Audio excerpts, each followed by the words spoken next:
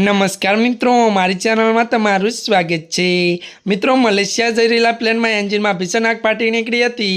138 મુસાફરોના જીવ જોખમમાં મુકાયા છે। જે બાદ હૈદરાબાદ એરપોર્ટ પર પ્લેનનું ઇમરજન્સી લેન્ડિંગ કરવામાં આવ્યું હતું। ગુરુવારે લગભગ 1:45 વાગે થયેલા ઇમરજન્સી લેન્ડિંગના કારણે મોટી દુર્ઘટના ટળી હતી। લેન્ડિંગ એટલા માટે કરવામાં આવ્યું કારણ કે પ્લેનના એન્જિનમાં જોરદાર આગ લાગી હતી, જેનો વિડીયો પણ સામે આવ્યો છે। પાયલોટે સમજદારી બતાવી અને એટીસી અધિકારીઓ પાસે ઇમરજન્સી લેન્ડિંગની પરવાનગી માંગી અને તાત્કાલિક પગલાં લેતા હૈદરાબાદ એરપોર્ટના અધિકારીઓ રનવે પર ફાયર બ્રિગેડ અને એમ્બ્યુલન્સ સ્ટાફ અને સુરક્ષા કર્મચારીઓને તૈનાત કરવાનો આદેશ આપ્યો। ત્યારબાદ પ્લેન લેન્ડિંગ થતાં જ ઇમરજન્સી લાગેલી આગ કાબૂમાં આવી હતી। મુસાફરો અને ક્રૂ મેમ્બર્સ સહિત પ્લેનમાં સવાર તમામ 138 લોકો સુરક્ષિત છે અને પ્લેનના એન્જિનને રિપેર કરવાનો પ્રયાસ ચાલુ છે।